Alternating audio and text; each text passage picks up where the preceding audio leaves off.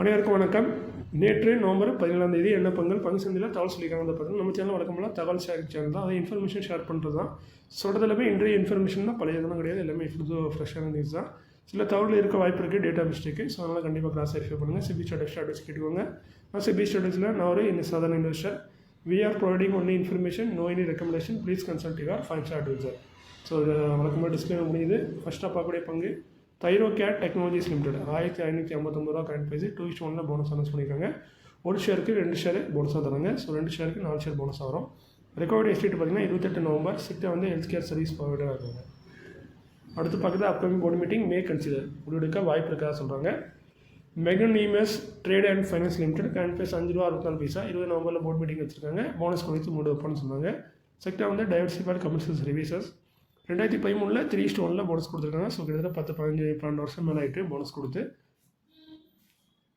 ஹரிவன் enterprises limited current price 40 20 நவம்பரில் board meeting இருக்குது. அந்த போர்டு மீட்டிங்கில் டிவெண்ட் கொடுத்து மூடு வைப்போம்னு சொல்கிறாங்க. செக்டர் அயர்ன் அண்ட் ஸ்டீல் இதுவரையும் எந்த ஒரு டிவெண்டும் தந்த மாதிரி தெரியல.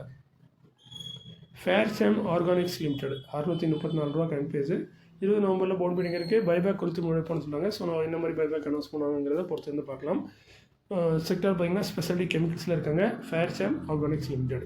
அதேமாதிரி GHCL லிமிடெட் கரண்ட் ப்ரைஸ் பார்த்திங்கன்னா 594 ஆல்ரெடி ஒரு பைபேக் அனௌன்ஸ் பண்ணியிருந்தாங்க. ₹725 ஒரு ஷேரை பைபேக் பண்ணுறதா சொல்லியிருந்தாங்க. ரெக்கார்ட்லாம் முடிஞ்சது. 14 நவம்பர் தான் ரெக்கார்டு. ஸோ அது வரைக்கும் யாரெல்லாம் ஓட் பண்ணிங்கன்னா அவங்க வந்து இப்போ வந்து இந்த பைபேக்கில் பார்ட்டிசிபேட் பண்ணலாம்.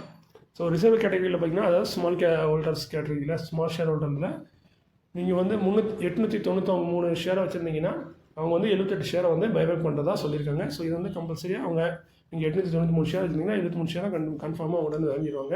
அதான் ரேஷோ. ஸோ இது நீங்கள் பார்த்தீங்கன்னா கிட்டத்தட்ட 11.44 வருது. ஸோ கிட்டத்தட்ட 12 ஷேர் நீங்கள் வச்சுருந்தீங்கன்னா ஒரு ஷேர் வந்து அவங்க பைபேக் பண்ணுற மாதிரி இருக்கும். இதே ஜென்ரல் கேட்டகரியில் வரீங்க, அதாவது 2 லட்சத்துக்கு மேலே ஸ்டாக் ஹோல்ட் பண்ணுறீங்கன்னா அந்த குறிப்பிட்ட ஸ்டாக்கை மட்டும்.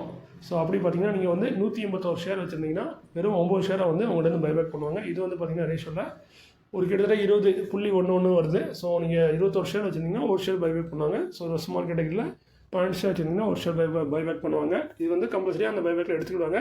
நீங்கள் அப்ளை பண்ணுறது நிறைய அப்ளை பண்ணால் பெரும்பாலும் நிறைய எடுக்கிறதுக்கும் வாய்ப்புகள் அதிகமாக தான் இருக்குது. எனக்குலாம் நடந்திருக்கு. சில நேரம் பைபேக் ரேஷோ 1 தான் இருக்கும். நான் 2, 3 அப்ளை பண்ணுவேன்.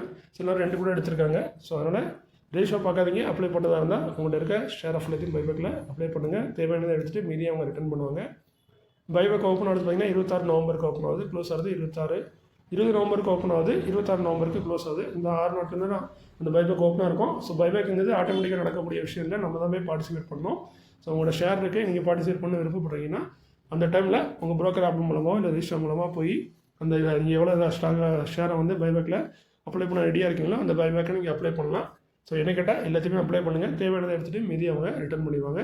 அதிகமான அக்செப்ட் பண்ணதுக்கும் வாய்ப்புகள் இருக்குது. ஸோ இன்றைக்கி இந்த காண்டி இதோட சிம்பிளாக முடிச்சிட்டேன். அதுமாதிரி சொன்ன மாதிரி நான் வெளியூரில் இருக்கல ஃபுல்லாக வீடியோ இதுக்கு மேலே போட முடியல. அதுமாதிரி நியூஸும் கம்மியாக தான் இருக்குது. இப்போ நியூஸ் குறையனால வீடியோவும் சுருக்கமாக தான் இருக்கும். ஸோ மீண்டும் நல்ல காண்டியில் திரும்ப உங்களை சந்திக்கிறேன். இப்படிக்கு உங்களுக்கு வருவேன்.